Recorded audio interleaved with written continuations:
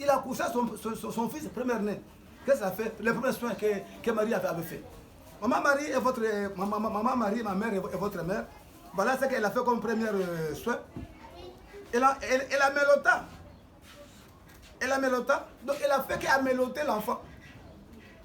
Vêtir l'enfant. Donner des couches à méloter, donc couvrir l'enfant. Et elle a couvert l'enfant. Donc l'enfant était nu. Mais si c'est dans ce point-ci, ça demandait qu'il faut maintenant couper l'ombilic. La Bible n'allait pas se taire. La Bible allait tout parler. La Bible allait tout parler. Mais si on dit que non, elle a mélota l'enfant, elle a mélota. Premier travail. Et deuxième travail, il dit, et puis tu sais que l'écrivain de ce passage ici, c'est un médecin, Luc. Et tout médecin qui se respecte, comment te parle l'accouchement, montrer comment se fait l'accouchement, comment étaient les femmes sages et comment on occupait l'ombilic. Même le centimètre de l'ombilic, on peut même le détailler. C'est un médecin bien assis. Mais il n'a pas parlé de l'ombilic. C'est-à-dire que l'ombilic n'était pas là. Si c'est là, il allait être. Mais Saint-Luc, j'ai dit, médecin Luc et apôtre, allez tout parler, allez tout montrer, parce que c'était un médecin de carrière, de formation. Ce n'est pas le médecin d'aujourd'hui. Oui. Point 2. Après la méloté, il a couché dans une crèche. Il a, toi, c'est il a couché dans une crèche. Là où il a couché. Là où il a couché Jésus. Ah, un, la mélota. 2, dans une crèche. Il dit parce que dans l'hôtellerie, il n'y avait pas de place pour eux. Mais comment Jésus peut être dans une hôtellerie? Un saint de Dieu ne peut pas arriver là-bas. Ce n'est pas sa place. C'est ta place, toi, hôtellerie. Alors, dans le temps qui vient, on va montrer comment Jésus naît. Comment c'est pas l'hôtellerie. Mais nous sommes d'abord dans les pariviteurs à terre. Si nous montons encore, ça va beaucoup prendre du temps. Il n'est pas né à l'hôtellerie. Là-bas, il n'avait pas de place pour lui. Mais pour toi, il y a de la place. Alors ici, c'est pour me montrer que oui, vraiment, et Jésus-Christ n'avait pas l'ombilic. S'il n'avait pas l'ombilic, oh, si quelqu'un a l'ombilic, il aura aussi les chromosomes. Parce que l'accouplement de maman et papa, quand ils s'accouplent, ils donnent naissance à un homme. La mère donne 22 paires chromosomiques.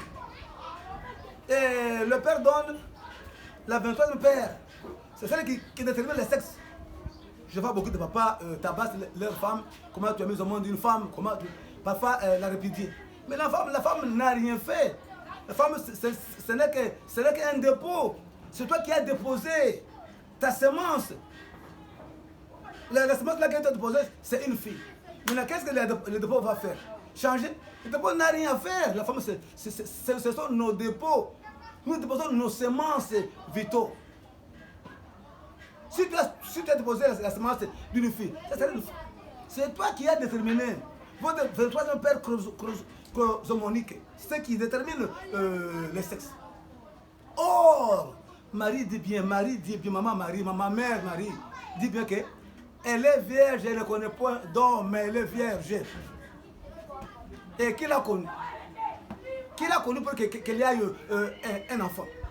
Pour qu'il y ait une grossesse? Qui l'a connue? C'est une émission de croissance spirituelle. Nous voulons vous amener à la croissance. Si vous êtes habitués dans votre église là, on fait le théâtre, le comédien, le pasteur prêche sa vie, sa femme. Nous ne sommes pas là. Nous sommes appelés à prêcher Yehoshua Mashiach. Issa bin Mariam qui est appelé Jésus. C'est ça notre mission, le défendre. Il a fait nous les défenseurs de sa vie. Comment un pasteur qui fait les débats avec les musulmans les triomphe? Pas pasteur. Du point de vue et biologie, Jésus n'a pas eu la 23e paire chromosomique. Même les chromosomes là, humains, lui n'a pas eu ça. C'est pour cela qu'il n'est pas homme. Oh Marie, l'enfant n'était pas dans son ventre. L'enfant n'était pas dans son ventre. N'était pas dans son ventre. Oui. On y voit encore. Point B, l'enfant Jésus, si l'enfant Jésus, allait avoir le sang de maman Marie, qui est suivi. Si, deuxième point, si tellement si, Jésus-Christ appelé Isabelle Mariam, était dans le ventre de maman Marie, ma mère et ta mère. Il allait avoir le sang sué. Parce que maman Marie a le sang sué. Et c'est comment ce sang a été sué. Son père et sa mère se sont accouplés. Quand ils se sont accouplés, ils ont mis au monde un homme. Et si quelqu'un vient de cet accouplement, vouloir ou pas, il a déjà un sang sué. Job, demandons à l'homme de Dieu Job. Moi j'aime vraiment la Bible parce que la Bible c'est ma vie. Demandons à l'homme de Dieu Job, le prophète Job. Oui, Job. Lisons Job. Vous voyez ça c'est la Bible. Vous lisez la Bible. Lisons, nous voulons que quand nous lisons les choses, vous montrons. Verset 4.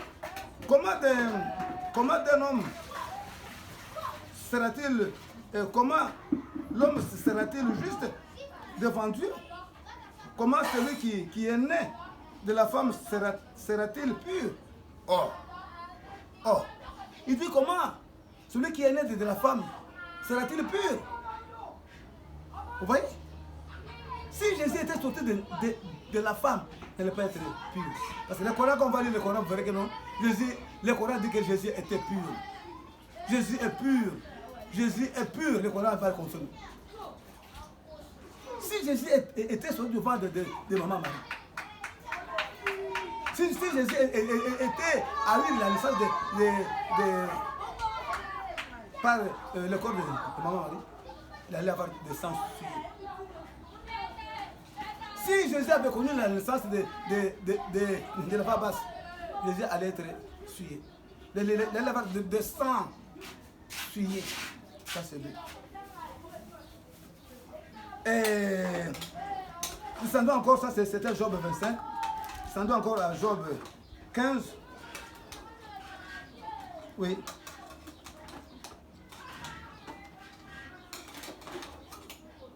Oui. Et il dit d'abord pour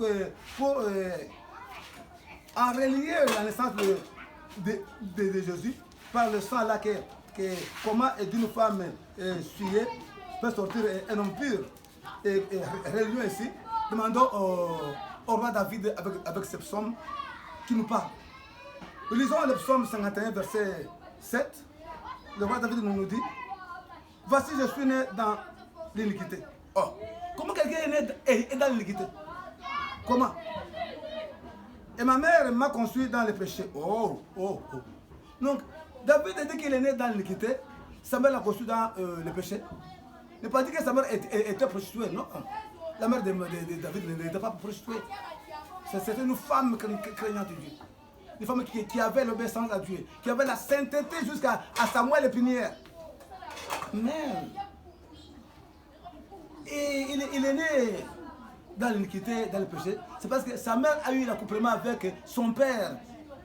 Quand les hommes se sont accouplés, quand tu as marié légalement, tu as donné la dot, tu as fait des mariages coutumiers, civils ou religieux, votre accouplement amène toujours le diable. C'est par là que la Bible nous dit que après avoir vous accoupler avec ta femme, il faut descendre et confesser. Après vous accoupler, commencez déjà à confesser et à prier. Mais comment confesser? C'est ma femme que c'est ma femme légitime. Comment confesser? C'est mon mari, reconnu chez mon père et ma mère, et devant Dieu. Il dit oui, il est reconnu, oui, la femme l'a reconnu. Mais l'acte que vous venez de faire est plein d'iniquité et de péché. Les gens qui prient Dieu, les gens qui connaissent la force de Dieu, après avoir fait cela, après le rapport sexuel, et confessent toujours parce que l'acte n'est pas bon. C'est par là que Jésus, si seulement si il était né de la voie basse, sorti par son